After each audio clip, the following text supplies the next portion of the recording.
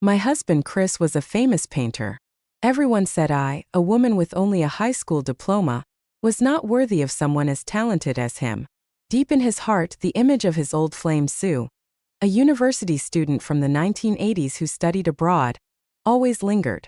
Whenever I complained about our married life, he would retort, "If Sue hadn't gotten into university that year, afraid of wasting her future, why would I have married you? You're just a factory worker now, a painter's wife. What more could you want?"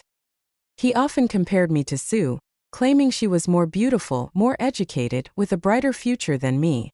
Even my own son advised me, "Mom, you should be content." Yet it wasn't until after he passed away that the truth gradually surfaced. On that year's university admission notice, my name was written, but Chris had personally given my admission letter to Sue so she could attend university in my place. In those years, identity theft for education was very common. If undetected, one's whole life could be ruined. I was helpless in my pain, so my life had always been off course. When Chris went abroad for an exhibition and his family home was being repossessed, I went to sort through his belongings and discovered the university admission notice from 45 years ago among his old things. I accidentally found the admission letter from 45 years prior, along with letters exchanged between him and Sue throughout those years. Sue had always been the woman he yearned for. He had often blurted out, "If Sue hadn't gotten into university, I wouldn't have married you. You're just lucky to enjoy the blessings because of me." Having lived by his side for 40 years, witnessing him transform from an unknown artist to an internationally renowned painter, I had always believed I had a fulfilling life. But the moment I saw that admission letter, my whole world froze. It clearly bore my name, Jane. With my wrinkled hands, I wiped away tears, put on my reading glasses, and looked again and again at the university admission notice from South City University, yellowed with age. It clearly stated, "Student Jane, you are admitted to our Department of Literature." Jane, that was my name. It turned out that year I had gotten into university, the literature department, the major I had dreamed of. But my memories insisted that Sue was the one who went to university. A violent mental shock struck, tearing at my heart. I recalled that autumn 45 years ago when university entrance exams had just reopened. Memories flooded back like a slow-motion film. I, a young factory worker diligently laboring at the textile factory, harbored a dream of conquering the university gates. Short lunch breaks were fully utilized for studying. The dim flashlight illuminated pages in the dormitory, lighting up the aspirations of a poor girl. Also participating in the exam was Sue, a colleague from the factory, but her attitude toward the exam was completely different. She often made sarcastic remarks, considering studying useless, believing fate. I decided everything. These words, though somewhat cynical, were not enough to make me waver. Sue even confessed that her participation in the exam was at the suggestion of group leader Chris, the man the whole factory knew she secretly admired. After the exam, I was full of hope, confident in my results. But time passed without any news of the exam results. Then one day, I received news that Sue had been admitted to South City University, leaving her job at the textile factory to prepare for university life. Her joy was my pain and bewilderment. I, who had worked so hard to study, received only terrifying silence. The difference between me and Sue, one who had tried her best and one who belittled the exam, made me question the unfairness of fate. Was this the destiny Sue had mentioned? Helplessness, coupled with doubt about the exam results, drove me to seek answers. The journey to find the truth was extremely difficult. I encountered obstacles when trying to check my results due to my status as a self-taught examinee. The cold rejections from those I asked made me even more desperate. In my impasse, a man appeared. It was Chris, the person I never expected to appear in my life at this time, and his proposal, a marriage proposal, completely changed my life. Faded pieces of paper bore faint handwriting containing a secret. South City, October 1979. Sue, a freshman university student, enthusiastically recounted her new life in a letter to Chris. Her sweet words were filled with gratitude. "Thank you, Chris. You've helped me settle everything. I appreciate your sacrifice and will always wait for you." Subsequent letters continued until the end of 1980. Each page contained her heartfelt words about her beautiful university life and the talented people she met. Gradually, the frequency of letters dwindled. By early 1983, Sue's last letter was like a gentle farewell. Chris dear, I found my happiness. My boyfriend wants to take me to America. Everything I have is thanks to you. Thank you for helping me take the university exam, for helping me get to where I am today. Thank you for everything. Wish you happiness. I trembled. Those words revealed the cruel truth. Chris, the person I secretly admired, had set a love trap. His proposal, his job transfer, all were just elaborate constraints to imprison me in a loveless marriage. In mid-1983, the wedding took place, closing a painful chapter. I was just a substitute, a last resort, just for Sue's future. He always compared me to her, always looked down on and tormented me, saying if it weren't for Sue, for fear she'd miss her chance at education, he wouldn't have married me. But the truth was he had helped Sue steal what should have been mine: university and my life. Overwhelmed, my heart condition relapsed. I prayed that if there was an afterlife, I would definitely reclaim what belonged to me. When my roommate told me Chris was waiting for me outside the female workers' dormitory, I realized I had been reborn. My heart was in turmoil. I paced back and forth, restless. Honestly, my roommate even thought I was overjoyed. She teased, "Jane, we all know you like him, but no need to be so nervous right now. That Sue is gone, your chance has come." Yes, I was very nervous, but not because I liked him. It was because I was thinking about how to escape him. I went out of the dormitory and saw young Chris standing tall and straight. The hatred in my blood suddenly surged. I wished I could immediately tear apart the person who had destroyed my life in my previous life. He raised his head to look at me. "Jane, I've thought it over carefully. We are very compatible. How about we be partners?" I stepped closer to him. My eyes held none of the surprise he expected but were filled with anger, hatred, and disgust. He looked doubtful. "Jane, why are you looking at me like that? Too excited? Haha, you don't believe what I said." I sneered. "Chris, I don't want you to say anything. I said I don't want to be partners with you. Didn't you hear clearly?" Chris seemed to understand, continuing, "Are you pretending to refuse? Let me tell you, I'm not fooled. Oh, you've heard that Sue went to university, right? If she was still in the factory, I would absolutely not consider marrying you." He didn't care where I learned this tactic. "I'll only say this once.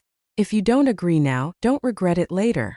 I recalled in my past life he was also like this, always thinking he was superior to me, always trying to suppress me.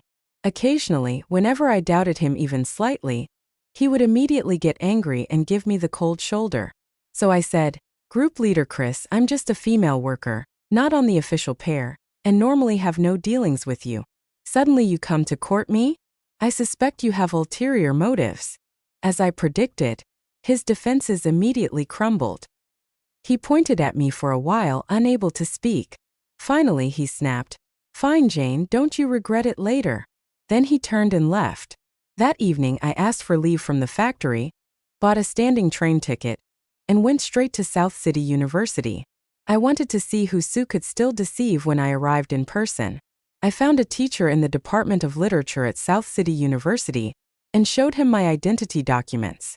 The teacher said in surprise, "Jane, didn't you already enroll?" I hurriedly said, "Teacher, someone stole my admission letter and used my personal information. I am the real Jane." The teacher, very serious, immediately asked a student to notify Sue to come. The teacher said, "Before we clarify things, let's not make this public for now." I understood the teacher's concerns. This year was the third year after the university entrance exams reopened. If such an incident occurred, the university's reputation would be affected. I waited in the office from morning until noon, but Sue still hadn't arrived. The teacher said, "Why don't you go to the canteen for some food? Here's my meal ticket. You can use it." I thanked the teacher, took the meal ticket, and went to the canteen. On the way to the canteen in a small garden I saw Sue sobbing in front of a male student. I hurriedly hid in a corner, overhearing her say, "Kevin, your family has connections. Only you can help me with this." The male student asked her, "Jane, why wouldn't she find someone else but you?" Sue looked at him, her face full of disdain. "Anyone with eyes can guess why she's doing this. Back when we were apprentices at the textile factory, I shared a room with a female worker. She liked a group leader, but that group leader kept chasing after me. Then I wanted to take the university exam. She imitated me and also took the exam, but she didn't study. How could she pass? Now I've gotten into university, left our hometown. Surely that group leader won't pay attention to her anymore. She thought of this trick. She's from elsewhere, her personal information is easy to fake. Sue grasped the male student's hand, her eyes red and swollen, looking at him pleadingly. I heard the male student Kevin say, "I'll ask my dad to contact your department head." Sue was truly skilled at manipulating situations. Having only arrived at university for a few days, she had already seduced a powerful male student willing to stand up for her. Truly manipulative. I didn't go to the canteen but went straight to the police station to report the case, making it a big deal. I didn't believe I couldn't reclaim what belonged to me. I reported a theft, saying that at South City University, a freshman had stolen valuable items. As soon as the police entered the school, the news spread like wildfire. Many students and teachers gathered in front of the Department of Literature office to watch the commotion. Kevin was also present, but Sue was nowhere to be seen. Classmates said they had notified Sue this morning, asking her to come to the department, but no one knew why she had disappeared after going to eat. Many people had gone to the dormitory, lecture hall, and library to look, but all said they couldn't find her. Kevin couldn't ask anyone else to speak for Sue. The police said this matter would take time to investigate.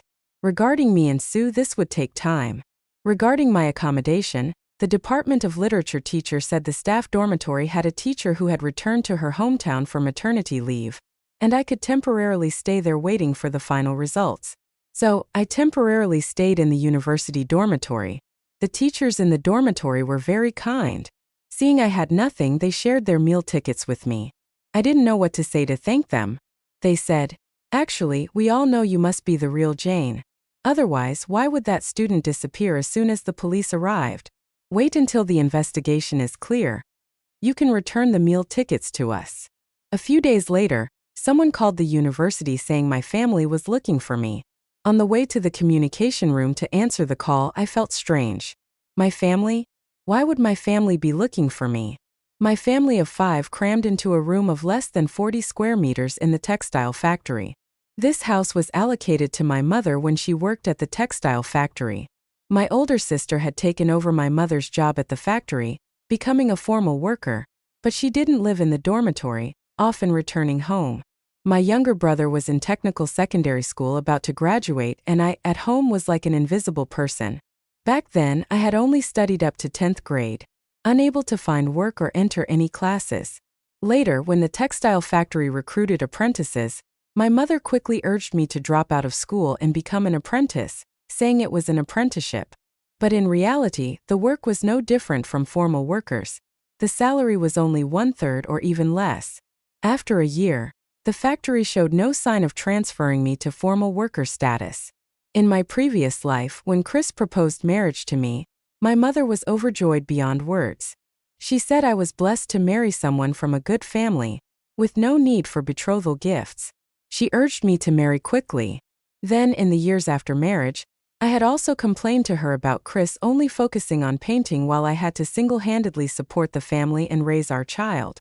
My mother said nothing to comfort me, only saying, "If you hadn't married him back then, how could you have a house now?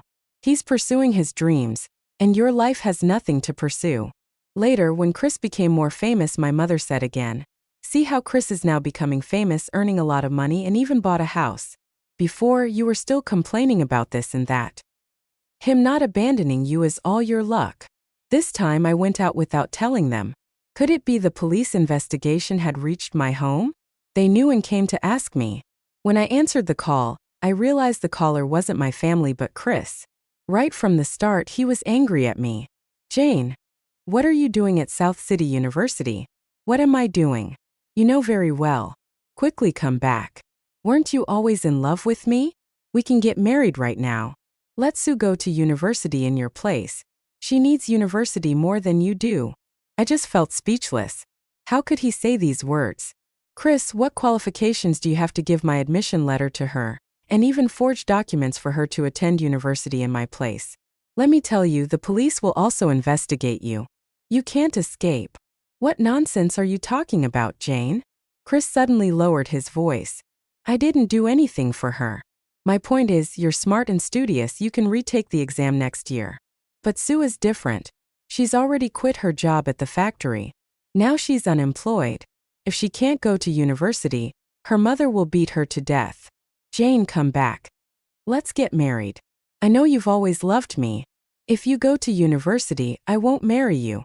I realized when a person is extremely angry, they can laugh instead. Who do you think you are? Who wants to marry you? I hung up, not wanting to talk to him anymore. At that time, I told the uncle in the communication room, "Uncle, this person is from my hometown just harassing me. If he calls again, please just scold him, okay?" No problem. A month later, the police investigation results were out. I was indeed the real Jane. The university had rearranged my enrollment and allocated me a new dormitory. I also asked about the handling of Sue. The teacher said this matter is unprecedented in our university. Moreover, you've already reported it to the police, so let the police handle it. But waiting for a long time, I realized she didn't receive a heavy punishment because at this time, the law was not yet perfect. She was only suspended from school, criticized, and educated. I, having to catch up on so many lessons, was busy studying and focusing on my studies, no longer in the mood to think about them. I had claimed the university years I had missed in my previous life. This time I freely immersed myself in the ocean of knowledge, comfortably satisfying my thirst for learning. Outside of classes, I also wrote articles for newspapers and magazines, earning some extra income. Daily life was busy but fulfilling and meaningful. Unknowingly, a semester was about to end. During this time, my family also knew I had gotten into university. In their letters to me, they had become much more polite. My younger brother, in a recent letter, conveyed my mother's words. She said, "My second daughter is truly capable, getting into university on her own. Everyone in the workers' housing area praises you. You've also brought honor to our family." She also said everyone was looking forward to me coming home for the Lunar New Year. I knew getting praise from her was very difficult. In my previous life, no matter what I did, she wasn't satisfied. After I married Chris, even with conflicts, she would scold me. It seemed Chris was her biological son while I was just an unloved daughter-in-law. I replied to my younger brother that the house was too small and crowded, and I wouldn't be coming home for the holiday. Instead, please greet my parents and older sister for me. Later, my younger brother sent another letter. Without even opening it, I knew my mother must have scolded me as unfilial. I didn't open it but directly threw it in the trash. In my senior year, one day after class, the teacher called me to the office. The teacher sternly said, "Do you know the university regulations prohibit students from being in relationships?" I replied, "I know the university has announced it many times. Why are you still in a relationship?" I was very surprised. "Teacher, I'm not in a relationship. I rarely talk to male classmates." "Look at this," the teacher handed me a piece of paper. It listed my improper behaviors both inside and outside the school, saying that I didn't go home for the holiday, taking advantage of the school being empty to bring men from outside the school into the dormitory. No sernams. I thought for a moment. At school, I had never had conflicts with classmates. I even often discussed with my dormitory mates how to edit articles to be easily published and earn royalties. Talking with male classmates was even rarer, only once with Kevin. That was in the first semester after the investigation results came out. I met him and he only said one sentence. "So you are the real Jane." After that, we only met fleetingly in the canteen. I asked the teacher, "This is baseless, isn't it? Just slander. Why should you blame me just because of a letter with no sender?" The teacher sighed and said, "You know, currently the university strictly prohibits students from being in relationships. This affects graduation evaluations and job assignments. I know your academic performance and attitude have always been good, and classmates also like you very much. But you also have to be careful. If this letter has reached me, consider it over. I don't want to receive any more complaint letters." I felt there were still doubts, so I asked the teacher, "May I ask where this letter was sent from? Can I see the envelope?" The teacher handed me the envelope. I discovered this letter was sent from a neighboring city, which was my hometown. Instantly, I understood who was bothering me. It had been several years, yet Sue was still making trouble. Taking advantage of the winter break, I went home. In the past few years, I had only returned home a few times, each time staying only 2 or 3 days before leaving again. I hadn't met Chris and Sue again. This time back, I learned they had married. Then Sue, relying on Chris's connections, had gotten back into the textile factory and even transferred to formal worker status. They were allocated a room in the workers' housing area, also in the same building as my house. No wonder Sue knew I wouldn't be home for the holiday. My father had taken my younger brother to visit my paternal grandparents, and my older sister was in the dormitory. The house was only left with me and my mother. Now my mother treated me much better. She was afraid that after graduation I would be assigned work far away and never return. Every time I came home, she would cook delicious meals for me, trying to coax me. That night, I slept in my younger brother's small room, hearing someone arguing outside the window. If I had gone to university back then, why would I have to squeeze into this small room, not even as good as my dormitory? It's not my fault for being useless. It was Sue's voice. I've already sent a complaint letter. I don't believe they'll still protect her. What good are your tattered paintings? Not thinking about promotions, just worrying about painting all day long. It's midnight. Don't let anyone sleep. Someone opened a window and yelled, and the noise outside the window suddenly stopped. In my previous life, also at this time, Chris began to be interested in painting. Although I was unhappy about him painting all day without thinking about anything else, I didn't complain too much. He was single-handedly shouldering the pressure of life because I realized his paintings were truly beautiful. He had talent in this. In the field, Sue seemed to never indulge him. The next morning, I stood blocking their door. The first to come out was Chris. When he saw me, his eyes lit up. "Jane, you're back. It's been years since we last met." Sue came out behind him, wearing a cotton coat, her hair disheveled.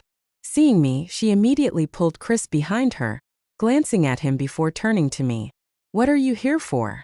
I looked at her. Only a few years since we last met, the brave girl from before had become a slovenly woman, her face covered in grime. "What are you looking at?" she snapped. "I just woke up." She looked at me. I was still wearing fashionable winter clothes from South City, my long hair cascading over my shoulders. The girl who used to be an apprentice at the textile factory had completely changed. "The complaint letter, is it you who wrote it?" "What complaint letter?" She averted her eyes, stubbornly denying it. "A complaint letter without evidence can't do anything to me. But you, slandering university students, you could go to jail, you know?" "What?" She clearly didn't understand. I only lightly threatened her, but her face had already changed color, though her mouth was still stubborn. "What complaint letter?" "I don't understand." I took out the envelope of the complaint letter, raising it for her to see. "This is proof. Back when we were preparing for the university exam, you took my exam paper and scribbled on it. I remember your handwriting very clearly. I still have that exam paper. I can take it to the police station to accuse you. By then, you'll know if you go to jail or not." She reached out to snatch the envelope from me, but unfortunately, she was half a head shorter than me, unable to reach it. I glanced at Chris beside her. He only stood watching me, not caring about his wife's shameful appearance. Men were truly despicable. As I turned to leave, Sue yelled, cursing me and cursing Chris, with the neighbors joining in the commotion.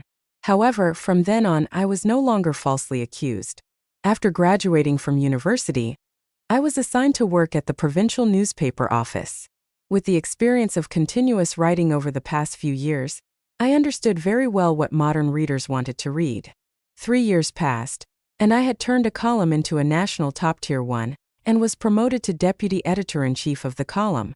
The newspaper office in my hometown wanted to learn from my leadership experience, and sent me and 2 other colleagues to guide them. So I met Chris again that day. After finishing work, my colleagues and I were preparing to leave to buy some daily necessities at the shop in front of the newspaper office. A group of people were gathered, noisily arguing at the gate of the newspaper office. Colleagues said they were people from the textile mill next door. I asked, "What's going on?" "They're here to urge orders for the next half year. Now textile mill products aren't selling well anymore. They're going everywhere to find buyers. Now there are many small shops selling goods that are good and cheap. Who still wants to buy their goods?" I said truthfully, before long these old factories won't be able to survive. my colleague said. That's right. Just then, the arguing caught my attention. I saw a familiar face in the crowd, Chris. He also saw me and let go of the person he was grabbing by the collar, forcing a sheepish smile at me. The person whose collar was being grabbed looked towards me. Editor Jane, do you know him? Well, I know him, but not very well. Before university, I worked as a female worker at the textile mill for a while. Oh, so that's it then. You tell him our newspaper office won't be ordering products from the textile mill this year anymore. He keeps making a fuss. It's impossible to do business like this. The leader's decision isn't something I, a logistics person, can decide. Chris also lowered his voice. Haha, it's all a misunderstanding. Misunderstanding, Jane. You're already an editor-in-chief now. Amazing. I glanced at him. We're not that close. This isn't my job. I can't help you, Section Chief January. You guys continue with official business. If he causes trouble again, just call the police. Chris looked at me in surprise. I didn't bother to pay attention to him. It turned out that in recent years, Chris, immersed in painting, had made some mistakes at work and been transferred to sales. Old customers weren't placing orders anymore. He couldn't sell any orders and had no salary. In the days that followed, he still waited for me in front of the newspaper office gate. I had clearly told him, we're not close. You keep coming to find me like this. It's easy for others to misunderstand me and you. We almost got married. How can we not be close? Can you help me talk to the newspaper office? I really can't take it anymore. I had reported to the newspaper office leader. The leader intervened and went to find the person in charge of the textile mill. As a result, they gave Chris unpaid leave. I thought everything had calmed down. Unexpectedly, a few days later, when my fiancé Kevin, who worked at the Ministry of Finance, came to visit me, Sue appeared again. She blocked me at the gate of the newspaper office like a shrew. She pointed at me and cursed, Jane, you're a low-class woman. You seduced my man, causing him to lose his job. You die for me. Why does your workplace raise people like you? All of you are heartless. Your workplace will close down sooner or later. Kevin, standing behind me, politely told her to shut up, but she didn't listen, becoming even more aggressive. Turning towards him, she said, You're still protecting her? You're wearing a green hat. You're truly a fool. Kevin angrily said, Please have some self-respect. If you continue like this, don't blame me for being impolite. Chris, knowing what was happening, hurriedly ran over to stop Sue. She vented all her anger on Chris, slapping him several times hard. You're useless. Useless. Can't earn money, can't do housework, just love painting. I'll let you paint. She tore up all of Chris's paintings, scattering them all over. Chris also got angry, bending down to pick up the paintings on the ground, trying to piece them together. His eyes were bloodshot. Suddenly, he grabbed Sue's neck tightly. You destroyed my paintings. You did. Cough, cough, cough. Everyone stood watching, no one stepping forward. By the time they reacted, Sue's face had turned purple. They hurriedly pulled Chris away, and someone went to call an ambulance. I looked at Sue lying on the ground, her eyes wide open, her lips pale, staring at me fixedly. I knelt down and said to her, You're done for. Her eyes were dull and unmoving. Chris sat slumped on the ground looking at Sue, then at me, his eyes complex with emotions I couldn't understand. Jane, Chris was sentenced to life imprisonment for intentional homicide. This was the biggest case in our city that year. The newspaper office devoted a full-page article to report on this case, and this article was also directly overseen by me. This was the last contact between me and Chris in this lifetime. After half a year, my work at the newspaper office was completed. I returned to the province, was promoted to editor-in-chief, and married my fiancé Kevin as planned. Finally, my life had been corrected and was on the right track. This whole life I would live for myself.